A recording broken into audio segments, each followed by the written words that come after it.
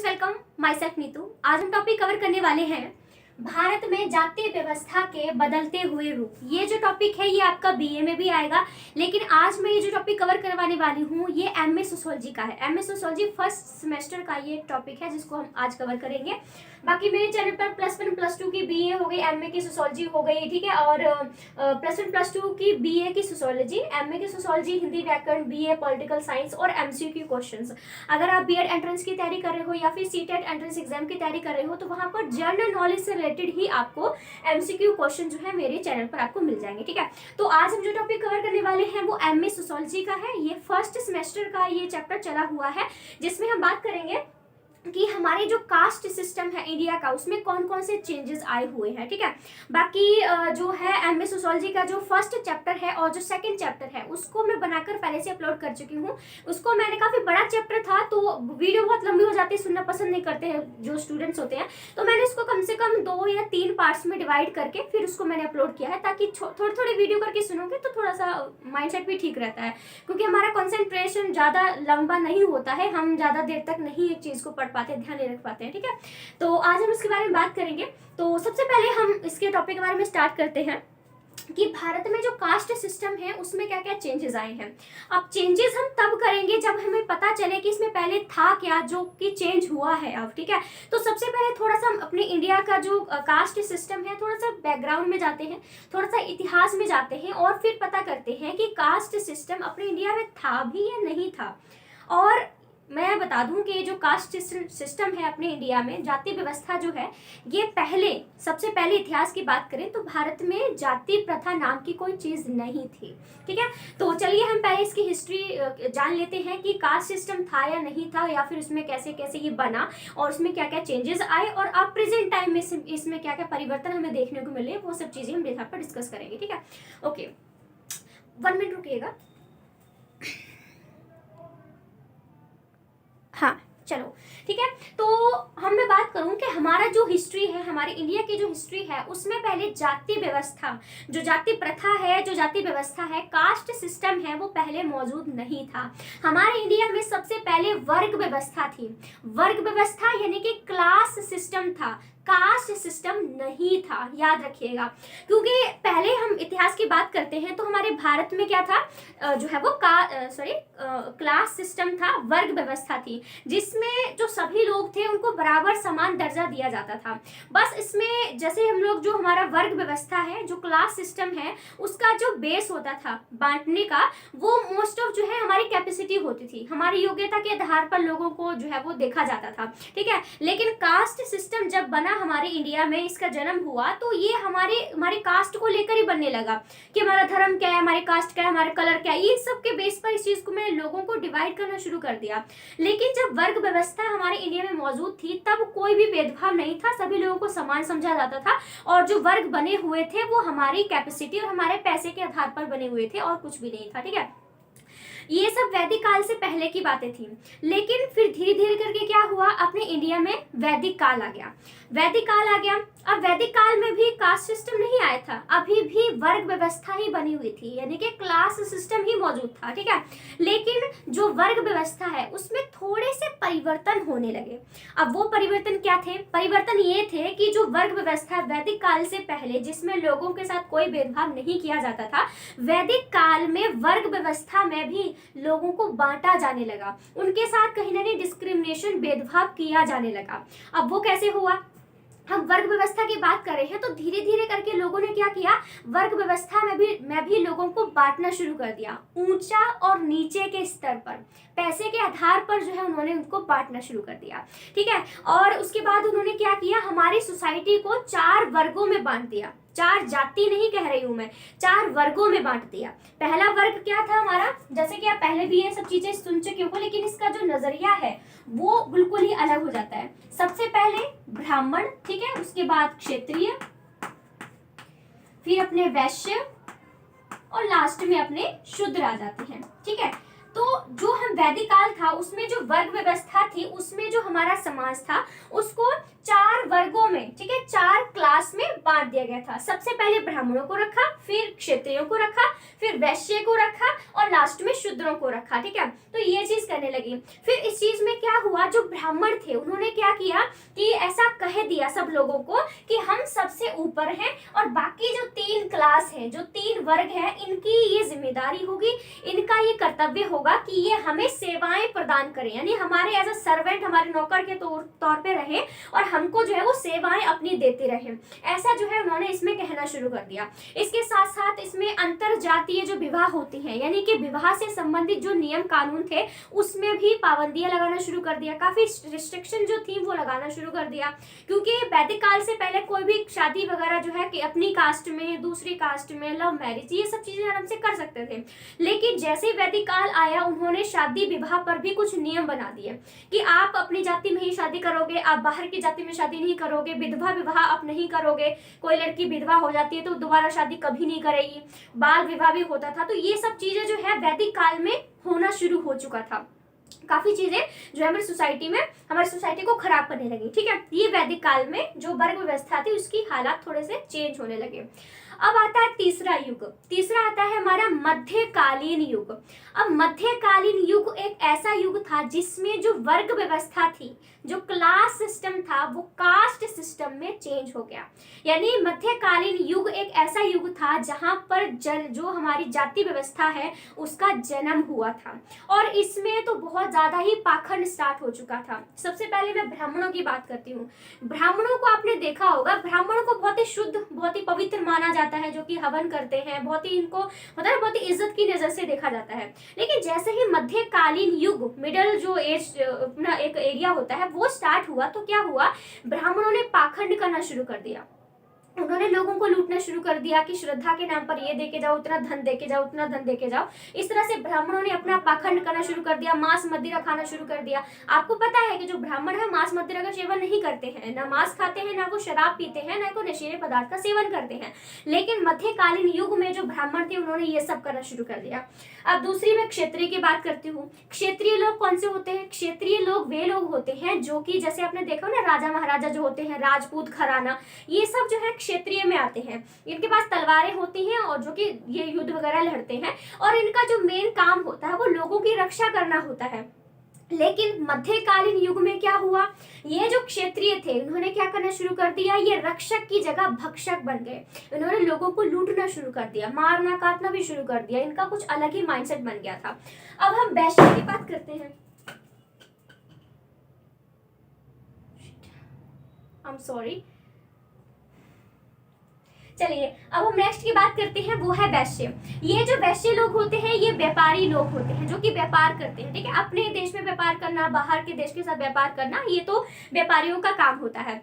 लेकिन जो व्यापारी थे इन्होंने भी अपना रूप दिखाना शुरू कर दिया। उन्होंने क्या किया, इन्होंने जायज और नाजायज दोनों ही तरीकों से धन को कमाना शुरू कर दिया, पैसे को कमाना शुरू कर दिया, जो कि पहले नहीं था। पहले के लोग इतना होता था कि जितना खाते थे ना अपनी मेहनत का खाते थे। लेकिन मध्यकालीन युग में जो वैश्य लोग थे इन्होंने क्या किया, अपने जायज नाजायज, कानूनी गैर कानूनी हर तरीके से पैसा जमा करना शुरू कर दिया। अब वैश्य की बात करें, ठीक है, सॉरी शूद्र की बात करें, तो जो शूद्र की हालत थी और ज्यादा खराब कर दी गई थी। इनसे वही जो नालियां थी इसमें गंदा पानी बहाते हैं, जो भी गंदा पानी हम जो भी पानी यूज करते हैं, जो भी नालियां होती है गंदी, वो साफ इनको करवाते थे। मरे हुए पशु को उठाकर ले जाना घर से, उनको दफनाना, ये जैसे जो गंदे गंदे काम थे वो सिर्फ शूद्रों से ही जो है करवाए जाते थे। अब इंडिया में हमारा कितना चेंज आया है, वैदिक काल से पहले कितना अच्छा था, वैदिक काल में थोड़ा सा बिगड़ने लगा और मध्यकालीन युग में तो पूरी तरह से ही अपना सारे जो कास्ट सिस्टम है पैदा हो गया और उसकी वजह से हमारी सारी सोसाइटी जो है वो खराब होने लगी, ठीक है। तो इसी चीज को खत्म करने के लिए, इसमें सुधार करने के लिए कबीर दास, हमारे गुरु नानक देव जी, तुकाराम जैसे बहुत सारे संत थे, ठीक है। मैं सूफी संत की बात नहीं कर रही हूँ, सिर्फ संत, ठीक है। तो ये कुछ संत थे जिन्होंने इसमें सुधार करने का काम किया। कबीर दास जी ने बहुत सारी कविताएं, बहुत सारे उपन्यास वगैरह लिखे, लोगों के बीच में गए, उनको उपदेश दिए, ऐसा नहीं करना, वैसा नहीं करना, कास्ट सिस्टम जैसा कुछ भी नहीं होता है, किसी का भेदभाव नहीं करना, सभी को समान समझना। तो इन्होंने बहुत सारे रिटर्न वर्क भी किया हुआ था और साथ में क्या था कि इन्होंने लोगों के बीच में जा जाकर भी लोगों को समझाने की कोशिश की थी। फिर अंग्रेज भी आए, ठीक है। उसके बाद फिर अंग्रेज अपने इंडिया में आ गए। आपको पता है कि जो अंग्रेज थे उन्होंने कम से कम 150 यानी कि 150 वर्षों तक हमारे इंडिया पर राज किया था। अंग्रेजों ने भी इस व्यवस्था को, जो कास्ट सिस्टम है, उसको खत्म करने की काफी कोशिश की। उन्होंने कुछ नियम कानून भी बना दिए जिससे कि कोई किसी के साथ भेदभाव ना कर सके, ठीक है, ऐसा उन्होंने किया। फिर महात्मा गांधी जी आए। महात्मा गांधी जी ने स्पेशली जो शूद्र हैं उनके लिए काम किया। उन्होंने उनकी स्थिति को सुधारा, उनकी जो सिचुएशन है उसको काफी अच्छा किया और उनको हरिजन नाम उन्होंने दिया था। उसके बाद अपना संविधान आया, यानी कि अपना कॉन्स्टिट्यूशन आया। जो कॉन्स्टिट्यूशन है उन्होंने क्या किया, संविधान की धारा जो 17 है, संविधान की धारा जो 17 है, उसमें उन्होंने कहा कि उसमें उन्होंने छुआछूत से संबंधित एक अनुच्छेद बनाया है और उसमें कहा है कि अगर कोई व्यक्ति किसी दूसरे व्यक्ति के साथ छुआछूत जैसा व्यवहार करता है, छुआछूत को प्रमोट करता है, उसका प्रचार प्रसार करता है, किसी के साथ जो है वो छुआछूत करने को किसी को उत्साहित करता है, मतलब तो किसी को करना, भड़काना, अगर ऐसा कोई भी व्यक्ति करता हुआ पाया जाता है तो उसके खिलाफ जो है कार्रवाई की जाएगी और साथ साथ में उसके साथ जुर्माना भी उसको देना पड़ेगा, ठीक है। इस प्रकार से हमारी जो संविधान है, हमारा जो कॉन्स्टिट्यूशन है, उसने कास्ट सिस्टम को चेंज करने की काफी ज्यादा कोशिश की, ठीक है। तो ये जो मैंने चीज बताई है ये अपनी एक ब्रीफ हिस्ट्री है कि कास्ट सिस्टम था नहीं, फिर बना, फिर और ज्यादा, फिर इस तरह से इसको खत्म करने के लिए किस किसने काम किया। अब हम जो मेन पॉइंट करने वाले हैं वो चेंज की बात करेंगे, ठीक है, बदलते स्वरूप। बदलते स्वरूप यानी कि हम परिवर्तन की बात करेंगे कि हमारी जो जाति व्यवस्था है, जो कास्ट सिस्टम है, उसमें कौन कौन से चेंजेस आए हुए हैं, ठीक है। चलिए, पहला जो इसमें चेंज आया वो है ब्राह्मण।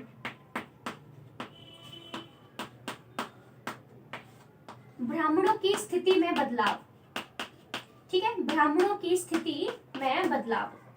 अब आपको पता है कि पहले जो हमारा जो समाज है, हमारा जो इंडियन सोसाइटी है, जिसको आज 4 जातियों में विभाजित कर दिया गया है कि ब्राह्मण जाति है, क्षत्रिय जाति है, वैश्य जाति है, शूद्र जाति है। अब मैं इनके पीछे जाति वर्ड लगा रही हूँ, लेकिन जब जाति व्यवस्था का जन्म नहीं हुआ था ना, तब इनको वर्ग कहते थे। ब्राह्मण वर्ग, क्षत्रिय वर्ग, शूद्र वर्ग और जो वैश्य वर्ग बोला करते थे। लेकिन कास्ट सिस्टम के बाद इनको ऐसा बोला जाने लगा कि ब्राह्मण जाति, क्षत्रिय जाति, वैश्य जाति, शूद्र जाति, तो ये सब चीजें होने लगी। हमारा भारतीय समाज जो है, हमारी भारतीय सोसाइटी जो है वो 4 जातियों में बटी हुई है और ये जो बंटवारा किया गया था वो ब्राह्मणों ने किया था और इसीलिए ब्राह्मणों ने किया था और इसीलिए उन्होंने सबसे पहले अपने आप को ऊपर रखा। उन्होंने दूसरे, तीसरे नंबर, चौथे नंबर पर उन्होंने और लोगों को रखा, ठीक है। तो बात कर रहे थे कि स्थिति में चेंज, क्योंकि पहले जो ब्राह्मण थे उनको बहुत ही महत्व दिया जाता था, बहुत ही ज्यादा इनकी इंपॉर्टेंस रखी जाती थी। पहले के राजा महाराजा जो थे उनके अपने राजकीय पुरोहित भी उन्होंने बनाए हुए थे, जिनके मर्जी के बिना या उनसे कुछ पूछे बिना कोई भी अनुष्ठान, कोई भी यज्ञ वगैरह वो नहीं करते थे। चाहे बच्चे का नामकरण करना हो, कोई राज्याभिषेक करना हो, ठीक है, चाहे कुछ भी काम होता था ब्राह्मणों को ही बुलाया जाता था। कुंडली मिलवानी हो, शादी ब्याह का तय करना, जो कि आज भी होता है, ठीक है, तो वो पहले भी होता था, बहुत ज्यादा इंपॉर्टेंस दी जाती थी। लेकिन धीरे धीरे करके इनका जो एक वर्चस्व था कि ये क्या था, एक तानाशाह बन चुके थे कि हम ही हमें और बाकी सारे हमारे सर्वेंट हैं, हमारे लिए काम करेंगे। आज के टाइम के जो पुरोहित हैं वो इतने डोमिनेटेड तो है नहीं, क्योंकि बाकी सब लोग अब नॉर्मल हो चुका है, ठीक है। लेकिन पहले क्या था, ये ब्राह्मण लोग अपने आप को कुछ ज्यादा ही उस टाइम उन्होंने सिचुएशन बना के रखी हुई थी, जो ब्राह्मण थे स्पेशली, ठीक है। तो प्लीज कोई आज का ब्राह्मण है इसको माइंड मत करना, क्योंकि मैं हिस्ट्री के ब्राह्मणों की बात करूँ, उस टाइम का माइंडसेट की बात कर रही हूँ, ठीक है। तो अब धीरे धीरे करके क्या है कि ब्राह्मणों की जो सिचुएशन थी, जो स्थिति थी, उसमें बदलाव होने लगा था और ये जो बदलाव था वो अंग्रेजी सरकार ने शुरू किया। अंग्रेजी सरकार ने कैसे शुरू किया? अंग्रेजी सरकार ने सबसे पहले जो इसमें चेंज किया था, अंग्रेजी सरकार ने इसमें जो है वो जाति व्यवस्था में काफी सारा चेंज किया। उन्होंने सबसे पहले क्या किया, उन्होंने धार्मिक शिक्षा को हटाकर, जो रिलीजियस एजुकेशन है उसको हटाकर उन्होंने पश्चिमी शिक्षा यानी कि वेस्टर्न एजुकेशन को भारत में ला दिया। और साथ ही साथ उन्होंने ये कह दिया कि कोई भी बच्चा किसी भी धर्म, जाति, रंग, नस्ल, कलर क्यों ना हो, किसी क्यों ना बिलोंग करता हो, सभी को प्रॉपर एजुकेशन प्रोवाइड की जाएगी। और अंग्रेजी सरकार ने ही गर्ल्स एजुकेशन को भी प्रमोट किया था। उन्होंने ना सिर्फ लड़कों को पढ़ने की आज़ादी दी थी, बल्कि उन्होंने लड़कियों को भी पढ़ाने के लिए प्रोत्साहन दिया था कि सभी जो इंडियन पेरेंट्स हैं वो लड़कियों को भी स्कूल पढ़ने के लिए भेजें और लड़कों को भी स्कूल पढ़ने के लिए भेजें। अब मैं रिलीजियस एजुकेशन की बात करूं तो पहले जो ब्राह्मण थे वो ही एजुकेशन ले सकते थे, या फिर क्षेत्रीय में जो राजकुमारियां हुआ करती थी उनको ही पुरोहित वगैरह जो होते थे वो घर पे उनको पढ़ा के जाते थे, बाकी कोई एजुकेशन नहीं ले सकता था। जो शूद्र थे उनको तो बिल्कुल भी एजुकेशन नहीं मिलती थी, इनको तो ये बोल के रखा था कि जो वेद पुराण वगैरह पढ़ते रहते हैं ना ये सुन तक नहीं सकते थे, इनको सुनने की भी मनाही थी पूरी तरह से, मतलब एजुकेशन तो इनके पास कुछ भी नहीं था, इनको कुछ नहीं दिया था। तो रिलीजियस एजुकेशन में ये बुरा हाल था कि सिर्फ ब्राह्मण ही पढ़ सकते हैं वेद पुराणों को, बाकी कोई सुन भी नहीं सकता, कोई पढ़ भी नहीं सकता, इस तरह के रिलीजियस एजुकेशन को बना के रखा हुआ था। इसलिए जो अंग्रेजी सरकार थी वो आए और उन्होंने क्या किया, पश्चिमी एजुकेशन यानी कि जो अपनी वेस्टर्न एजुकेशन है उसको लाया, जिसमें सभी बच्चे समान है, सभी को जो एजुकेशन है वो अच्छे तौर पे जो है हमारी प्रोवाइड की जाएगी, ऐसा जो है उन्होंने कहना शुरू कर दिया। ठीक है, चलिए एक और बात इसमें आती है, वो है कि आपने सुना होगा महाभारत में द्रोणाचार्य और एकलव्य की स्टोरी आपने सुनी होगी।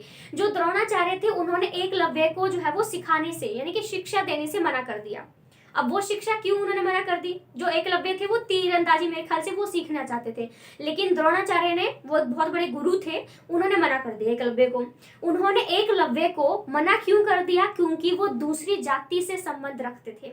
भले ही उन्होंने, द्रोणाचार्य को भी पता था कि ये बच्चा कुछ कर सकता है, इसमें एक एंथ होता है ना, देखकर ही समझ में आता है कि हाँ ये कुछ कर सकता है लाइफ में, उनको भी पता था, लेकिन उन्होंने उसको सिखाने से, एजुकेशन देने से मना कर दिया, जस्ट बिकॉज क्योंकि वो किसी दूसरी जाति से बिलोंग करते थे। तो जो अंग्रेजी सरकार थी उन्होंने इस चीज को पूरी तरह से खारिज कर दिया, उन्होंने सभी के लिए जो एजुकेशन है वो प्रॉपर ही उन्होंने कर दी। ठीक है, और आज के टाइम पे आप देखोगे तो ब्राह्मणों की इतनी, ब्राह्मण हो चाहे वैश्य हो शूद्र हो, जो भी ये जातियां हैं सभी ऑलमोस्ट समान हो चुकी हैं। सभी जो शूद्र है जिनको पहले एजुकेशन नहीं दी जाती थी, कोई करताल बजा के जाना पड़ता था, अगर ब्राह्मण उनके सामने से गुजर के जाते थे तो उनको दूर छुप जाना पड़ता था, उनके सामने नहीं जा सकते थे। आज प्रेजेंट टाइम में 2022 में वीडियो बना रही हूँ और आप प्रेजेंट टाइम में देखोगे तो सिचुएशन रही नहीं है। अब कोई शूद्र, कोई किसी की जाति नहीं पूछता है, इससे संबंधित बहुत सारे नियम कानून बना दे, काफी सारा चेंज है इसमें कर चुके हैं। ठीक है, तो अब ये सब जो सिचुएशन है, ये सब जो चीजें हैं वो अब खत्म हो चुकी हैं। ठीक है, अब हम दूसरे पॉइंट की बात करते हैं, वो है हमारे पेशे। पेशे का मतलब होता है अपना ऑक्यूपेशन। ठीक है, ऑक्यूपेशन में क्या क्या चेंज आए हैं। अब ऑक्यूपेशन में चेंज तो आपको पता ही है, अगर आपने सोशियोलॉजी +1 +2 से ली होगी तो आपको ये टॉपिक काफी हद तक पता ही होंगे। ठीक है, तो ऑक्यूपेशन में क्या था, ऑक्यूपेशन में पहले की जो जातियां थी इनको सिर्फ जातियों में बांटा नहीं था, इससे संबंधित हर चीज से संबंधित नियम बना दिए थे। उन्होंने व्यवसाय से संबंधित भी नियम बना दिए। उन्होंने बोला कि ब्राह्मण जो है वही एजुकेशन लेंगे, यज्ञ हवन वगैरह अनुष्ठान करना ये इनका काम होगा। जो क्षेत्रीय है ये युद्ध लड़ने का काम करेंगे, लोगों की रक्षा करने का काम करेंगे। ठीक है, जो वैश्य हैं ये व्यापार करने का काम करेंगे, जो शूद्र हैं ये दूसरों का सर्वेंट बनकर ही काम करेंगे। वो कभी भी कोई अगर अलग ऑक्यूपेशन अपनाना चाहते हैं तो वो कोई दूसरा व्यवसाय नहीं कर सकते हैं। तो ये चीज पहले से सेट कर दी गई थी। अगर कोई शूद्र है जिसके अंदर कैपेसिटी है, एबिलिटी है कि मैं डॉक्टर बन सकता हूँ, मैं इंजीनियर बन सकता हूँ, लेकिन वो नहीं बन सकता था। क्यों? क्योंकि नियम बना दिए गए थे कि नहीं, तुम सिर्फ मोची का ही काम करोगे। आपने मोची देखे, मोची जो कि चप्पल वगैरह ठीक करते हैं, आपकी टूट जाती है तो आप जाते हो। ठीक है, तो वो शूद्र जाति से ही बिलोंग करते हैं, उनका यही काम है कि आप जो है चप्पल ठीक करने का ही या जो भी उनके रिलेटेड काम होते हैं वही वो कर सकते हैं। लेकिन आज के टाइम पे चेंज, यही तो सबसे अच्छा चेंज आया है कि आज इनमें से कोई भी जो मर्जी काम करना चाहता है ना वो आराम से कर सकता है। इनमें से कोई भी जो बच्चा है अगर वो ब्राह्मण बनना चाहता है या फिर कोई पुजारी बनना चाहता है तो उसको संस्कृत सब्जेक्ट पढ़ना है, सारे मंत्रों को समझना है और वो भी आराम से क्या है, पुरोहित या जो भी पुजारी है वो आराम से बन सकता है, कोई मना ही नहीं है। एक शूद्र है जो कि अगर डॉक्टर बनना चाहता है, कुछ और बनना चाहता है तो वो आराम से बन सकता है, कोई प्रॉब्लम नहीं है। क्योंकि पहले के आपको जो हमारे व्यवसाय थे, जो ऑक्यूपेशन से वो डिसाइड थे कि नहीं तुम इतना ही करोगे, ऐसे ही करोगे। लेकिन अब ऐसा कुछ भी नहीं है, अब आप जैसा चाहते हो वैसा आराम से जो है चीजें आराम से कर सकते हो। ठीक है, चलिए एक और यहाँ पर हमारा आता है, वो है अपना खाने पीने। अब खाने पीने में चेंज क्या आया था, खाने, जैसे कि मैंने आपको बताया था कि ये जो 4 जातियां हैं इनमें हर चीज से रिलेटेड आपको नियम कानून मिल जाएंगे। सबसे पहला तो कानून मिल गया आपको ऑक्यूपेशन से कि आप सिर्फ यही काम करोगे। दूसरा जो उन्होंने कानून बना के रखा हुआ था, जो कुछ पाबंदियां बना के रखी हुई थी, वो खाने पीने से संबंधित थी। खाने पीने से संबंधित ये थी कि जो ब्राह्मण थे, एग्जाम्पल की बात कर रही हूँ, उदाहरण ले रही हूँ मैं, कि जो ब्राह्मण थे ना उनको बोल के रखा था कि तुम मांस और जो शराब है, नशीले पदार्थ है, उनका सेवन नहीं करोगे। उनको मना करके रखा हुआ था कि आप मांस, मदिरा जो होती है, मांस नहीं खा सकते हो, आप मांसाहारी नहीं बन सकते हो। भले ही इनमें से कोई ब्राह्मण हो जो कि मांस खाने में इंटरेस्टेड, उसका दिल करता हो, लेकिन वो खा नहीं सकता क्योंकि नियम बनाए हैं कि आप मांस नहीं खा सकते हो। आज के प्रेजेंट टाइम में सब चेंज हो चुका है। आज भी बहुत सारे जो शर्मा होते हैं, मोस्ट ऑफ वो ब्राह्मणों में ही, पुरोहितों में ही गिने जाते हैं, तो वो तो मांस मदिरा खाते हैं। आज के टाइम पे कोई नहीं ऐसा नियम मानता कि नहीं ब्राह्मण हम चिकन नहीं खाएंगे, सब खाते हैं। लेकिन पहले के नियम यही थे कि ब्राह्मण ऐसा नहीं कर सकता। लेकिन जो शूद्र थे वो आराम से चिकन खाते थे, वो आराम से मांसाहारी थे और मांस वगैरह आराम से खाया करते थे। ठीक है, एक तो ये नियम था खाने से रिलेटेड। दूसरा, इन्होंने कच्चा पक्का माल का भी, कच्चा पक्का खाने का भी करके रखा हुआ था। कच्चा पक्का खाने में क्या था कि ये जो ब्राह्मण थे, ये लोग क्या करते थे कि शूद्रों का बना हुआ जो खाना है ना, वो कभी नहीं खाया करते थे। शूद्रों का बना हुआ खाना नहीं खाया करते थे, उनके साथ बैठ के खाना नहीं खाया करते थे। इनको अपने आप को ना ये अशुद्ध समझने लग जाते थे कि नहीं, मैं तो अशुद्ध हो गई, इसकी परछाई मेरे पे पड़ गई, मैं अशुद्ध हो गया। वो तुरंत जाके गंगा जल से छिड़काव करते थे या पर नहाने लग जाते थे कि मैं शुद्ध कर लूं अपने आप को। तो खाने पीने से रिलेटेड हमारी यही चीजें हैं कि इनका बना हुआ खाना नहीं खाते थे। इनसे घर के ऑलमोस्ट सर्वेंट तो थे ही, घर के सारे काम करते थे, लेकिन खाना पीना इनके हाथ का वो नहीं खाया करते थे। ठीक है, उसके बाद हम और चेंज की बात करें तो वो है महिलाएं।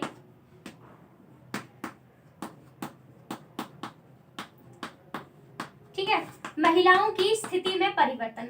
अब महिलाओं की जो सिचुएशन है उसमें भी काफी चेंज आने लगा है, क्योंकि पहले की सिचुएशन आपको पता है, ऐसा नहीं करना, वैसा नहीं करना, चार दीवारी में रहना, घूंघट में रहना, बच्चे संभालना, खाना पीना वगैरह वगैरह, यही काम था। बाहर जाके काम भी नहीं कर सकती थी।